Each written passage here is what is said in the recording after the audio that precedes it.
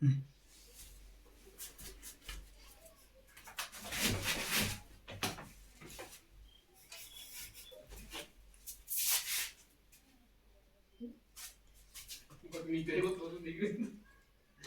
Morning friends, स्वागत है आपका ICCR क्लासेज के ऑनलाइन प्लेटफॉर्म पर।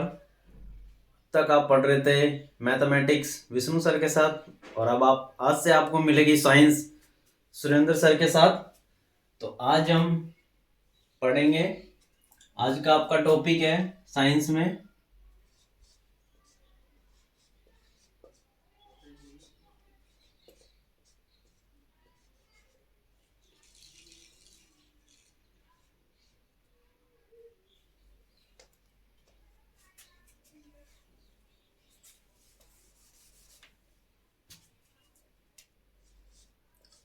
रासायनिक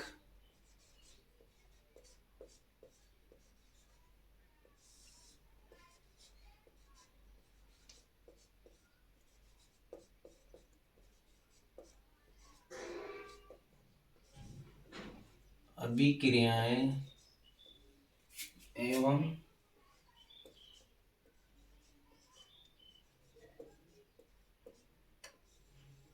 समीकरण। क्लास 10th का फर्स्ट चैप्टर है रासायनिक अभिक्रियाएं एवं समीकरण। तो सबसे पहले हम देखते हैं कि रासायनिक अभिक्रियाएं क्या होती है। इसकी जो परिभाषा है, रासायनिक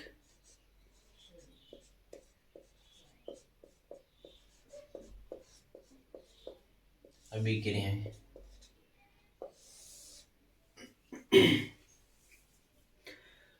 रासायनिक अभिक्रिया वह होती है जब एक या एक से अधिक पदार्थ मिलकर के कोई नया पदार्थ बनाते हैं, उसे हम कहते हैं रासायनिक अभिक्रियाएं।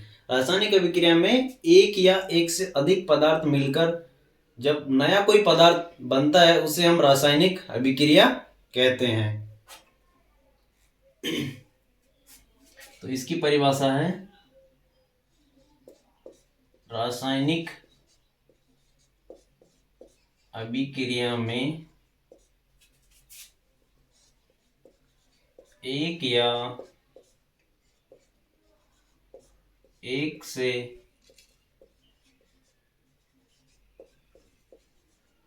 अधिक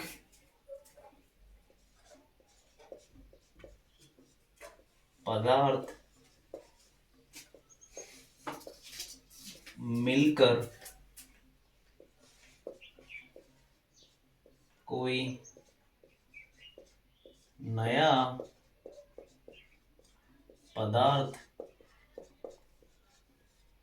बनाते हैं, उसे रासायनिक अभिक्रिया कहते हैं। ठीक है, तो रासायनिक अभिक्रिया क्या होती है? एक या एक से अधिक पदार्थ मिलकर जब कोई नया पदार्थ बनता है, उसे रासायनिक अभिक्रिया कहते हैं। तो रासायनिक अभिक्रिया के दौरान क्या होता है कि जो पदार्थ जो रासायनिक अभिक्रिया में भाग लेते हैं, तो उसमें क्या होता है कि उनकी जो अवस्था, रंग है, तापमान है, इन सब चीजों में क्या होता है? परिवर्तन होता है। तो रासायनिक अभिक्रिया के दौरान होने वाले परिवर्तन, रासायनिक अभिक्रिया के दौरान होने वाले परिवर्तन। तो जो रासायनिक अभिक्रिया होती है कोई भी, तो उस अभिक्रिया के दौरान कौन कौन से परिवर्तन होते हैं? फर्स्ट है अवस्था में परिवर्तन। अब अवस्था में परिवर्तन से तात्पर्य क्या? अवस्था होती है जैसे कोई भी पदार्थ है, अवस्था मुख्य जो होती है 3 प्रकार की होती है, ठोस, द्रव और गैस। ठीक है, तो कोई भी अभिक्रिया होगी तो उसकी अवस्था में परिवर्तन होगा। जैसे बर्फ है, वो ठोस है, उसको जैसे हम गर्म करेंगे तो वो द्रव में यानी पानी में बदलेगी, फिर उसको और गर्म करेंगे तो भाप बन जाएगी। तो ऐसे करके पदार्थ की अवस्था में क्या होता है? परिवर्तन। तो रासायनिक अभिक्रिया के दौरान भी ऐसा ही कुछ देखने को मिलता है कि पदार्थ की किस में परिवर्तन होता है, अवस्था में। एक होता है ताप में परिवर्तन, जैसे बर्फ को बर्फ है उसको हम गर्म करेंगे तो फिर जल बना, तो उसको हमने क्या दी, मतलब गर्म किया, तापमान है, तापमान में क्या हुई, तापमान में परिवर्तन होता है, तो अवस्था में परिवर्तन। दूसरा है रंग में परिवर्तन, मतलब किसी भी अभिक्रिया के दौरान अवस्था में परिवर्तन होता है, रंग में परिवर्तन होता है, एक और होता है तापमान में परिवर्तन, तापमान में परिवर्तन। और चौथा है गैस का उत्सर्जन। ठीक है, तो चार प्रकार के परिवर्तन होते हैं, अवस्था में परिवर्तन, रंग में परिवर्तन और तापमान में परिवर्तन। तो किसी भी रासायनिक अभिक्रिया के दौरान, रासायनिक अभिक्रिया की डेफिनेशन क्या थी कि रासायनिक अभिक्रिया में एक या एक से अधिक पदार्थ मिलकर जब कोई दूसरा नया पदार्थ बनाते हैं तो उसे रासायनिक अभिक्रिया कहते हैं, और उसके जो गुणधर्म होते हैं, जो अभिक्रिया में जो भाग लेने वाले जो पदार्थ है उनसे बिल्कुल अलग होते हैं। और रासायनिक अभिक्रिया के दौरान कितने प्रकार के परिवर्तन होते हैं, चार प्रकार के, अवस्था में परिवर्तन, रंग में परिवर्तन, तापमान में परिवर्तन और गैस का उत्सर्जन।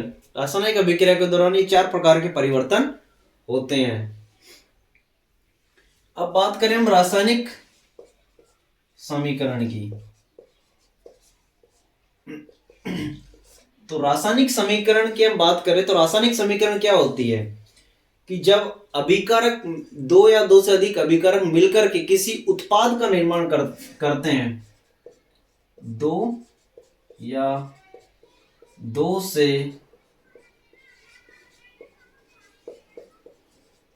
अधिक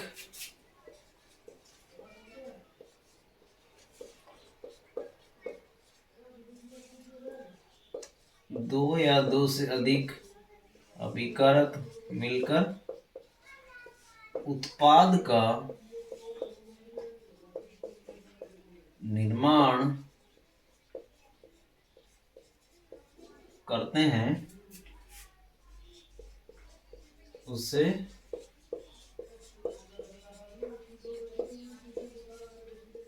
रासायनिक समीकरण कहते हैं। दो या दो से अधिक अभिकारक मिलकर जब उत्पाद का निर्माण करते हैं तो उसे हम कहते हैं रासायनिक समीकरण कहते हैं। तो ये रासायनिक अभिक्रिया हो गई, रासायनिक समीकरण हो गया।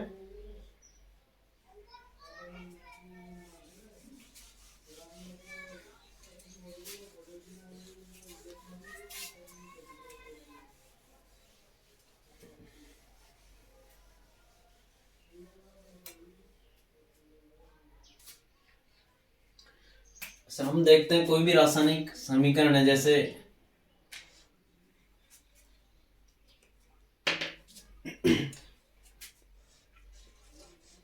ये है मैग्नीशियम, ये है ऑक्सीजन।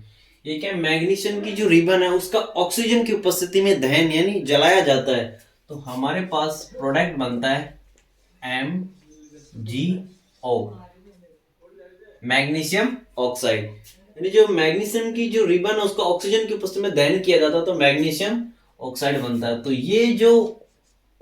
ये तो कहलाते हैं हमारे अभिकारक और ये उत्पाद। यानी कोई भी जो रासायनिक समीकरण उसमें क्या होता है, अभिकारक मिलकर के उत्पाद का निर्माण करते हैं। तो दो या दो से अधिक अभिकारक मिलकर उत्पाद का निर्माण करते हैं उसे कहते हैं हम रासायनिक समीकरण। ठीक है, तो इसको दर्शाने के लिए क्या किया जाता है, अभिकारकों के मध्य हमेशा प्लस का चिन्ह लगाया जाता है और उसके आगे फिर तीर का निशान लगाया जाता है। जो तीर का निशान आगे की तरफ निर्देशित करता है वो ये बताता है उत्पाद को। ठीक है, तो LHS यानी लेफ्ट हैंड साइड पे जो लिखा होता है वो होता है अभिकारक, और RHS इस वाली साइड जो होता है वो होता है उत्पाद। ये इस तरह से हम रासायनिक समीकरण को लिखते हैं। ठीक है,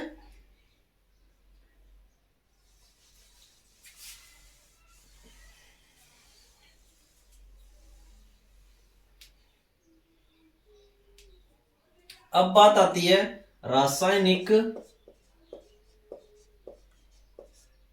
समीकरण को संतुलित करना। ठीक है, अब किसी भी रासायनिक समीकरण को संतुलित कैसे किया जाता है, तो रासायनिक जो समीकरण है उसको संतुलित करने से मतलब है कि 9th क्लास में, पिछली कक्षा में आपने पढ़ा होगा कि कोई भी जो रासायनिक समीकरण होती है, 9th क्लास में आपने पढ़ा होगा कि द्रव्यमान संरक्षण का नियम, यानी द्रव्यमान को ना तो उत्पन्न किया जा सकता और ना ही नष्ट किया जा सकता है। ठीक है, द्रव्यमान को ना तो उत्पन्न कर सकते हैं और ना ही उससे नष्ट कर सकते हैं। द्रव्य ये होता है द्रव्यमान संरक्षण का नियम। ऐसे ही ऊर्जा संरक्षण का नियम होता है कि ऊर्जा को ना तो उत्पन्न किया जा सकता है और ना ही नष्ट किया जा सकता है, यानी एक रूप से दूसरे रूप में परिवर्तित किया जा सकता है। तो उसी प्रकार रासायनिक समीकरण को संतुलित कैसे करते हैं कि जितने जो अभिकारक है, अभिकारक में जितने जो पदार्थ हैं जिन्होंने भाग लिया, उसका जो कुल द्रव्यमान है वो उत्पाद में जो द्रव्यमान है वो दोनों साइड क्या होना चाहिए, बराबर होना चाहिए।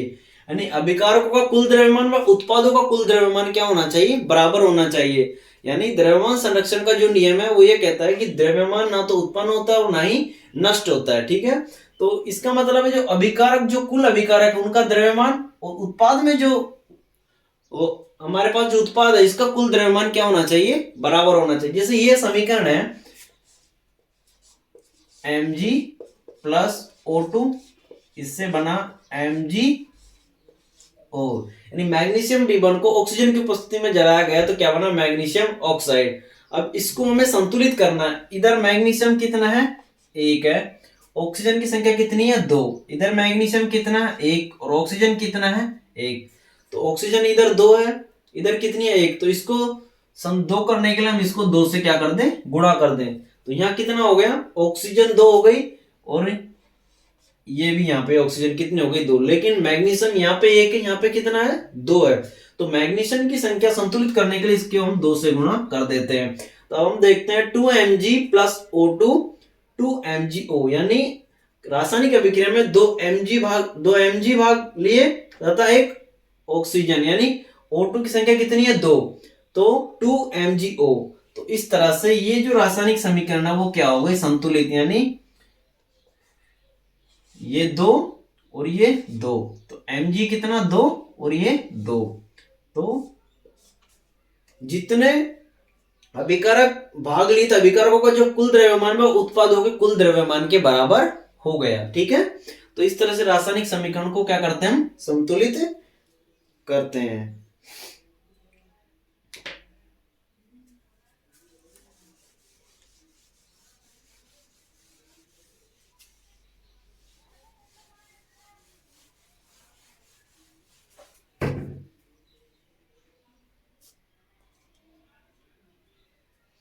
जैसे एक और देख लो समीकरण, Fe plus H2O is equal to Fe3O4 plus H2। ये कोई हमारे पास रासायनिक समीकरण है।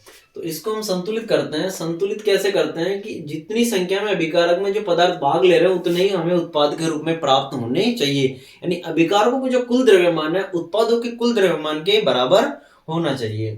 तो Fe यहाँ पे कितना है, 1, H2 कितना है, 2, ऑक्सीजन कितनी है, 1।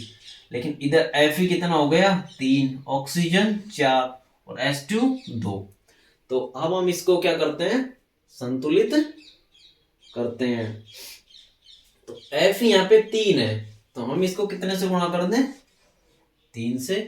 अब ऑक्सीजन कितनी है हमारे पास, 4, यहाँ पे ऑक्सीजन कितनी है, 1, तो इसके आगे हम कितना लगा देते हैं, 4, यानी इसको 4 से गुणा कर देते हैं। अब 3 Fe अभिकारक में थी, Fe3, तो ये तो हो गई, Fe तो हो गया संतुलित। उसके बाद हम देखते हैं ऑक्सीजन। ऑक्सीजन यहाँ कितनी है, 4, और यहाँ भी ऑक्सीजन कितनी है, 4। तो Fe आयरन और ऑक्सीजन ये दोनों तो संतुलित हो गई।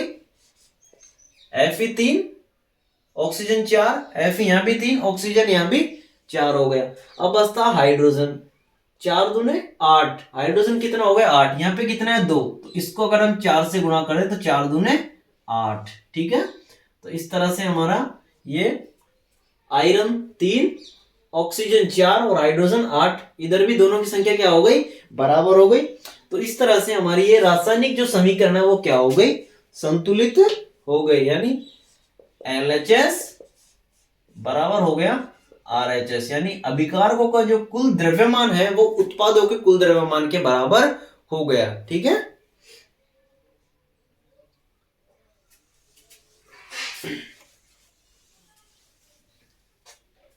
अब हम पढ़ते हैं रासायनिक समीकरण के प्रकार, रासायनिक अभिक्रियाओं के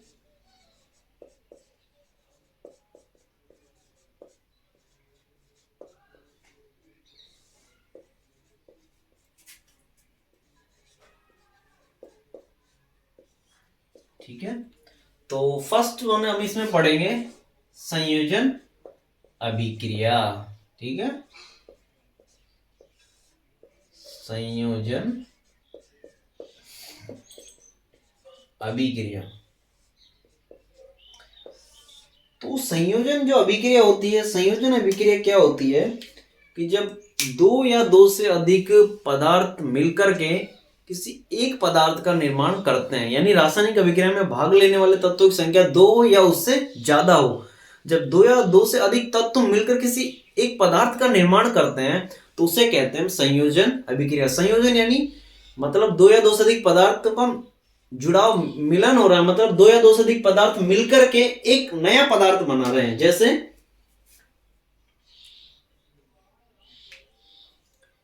ये है हमारे पास CaO plus CaO plus CO2, ठीक है।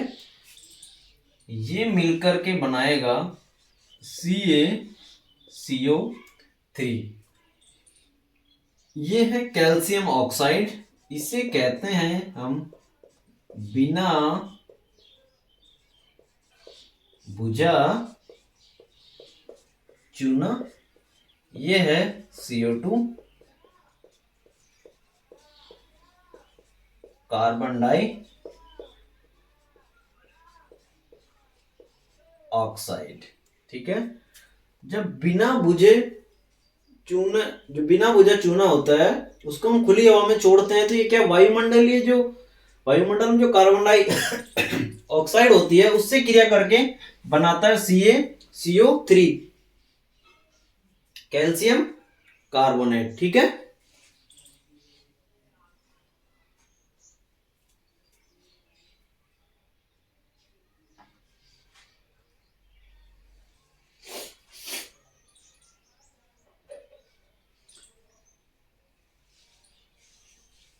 ये हो गया कैल्शियम कार्बोनेट, ये संयोजन अभिक्रिया हो गई। और इसकी जगह पर यदि हम यहाँ पे लिखते हैं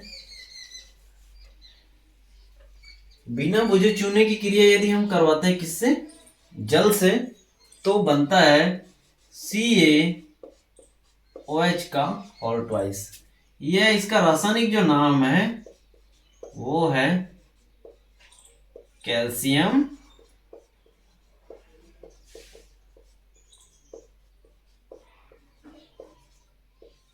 हाइड्रोक्साइड। इसको हम, एक और इसका नाम है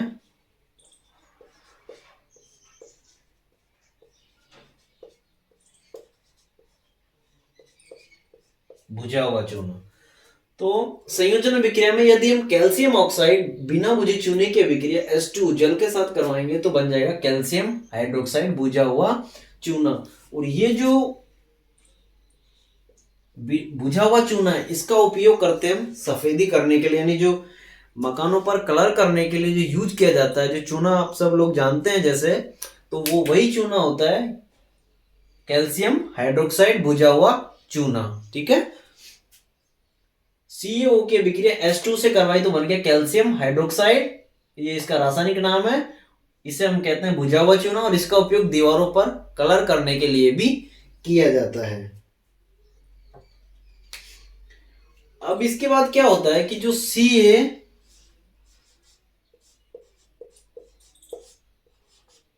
का होल ट्वाइस, यानी जो कैल्शियम हाइड्रोक्साइड जो है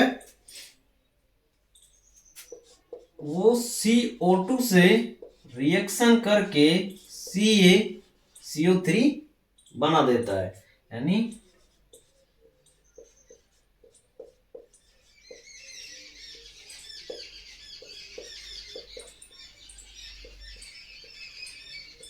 कैल्शियम कार्बोनेट।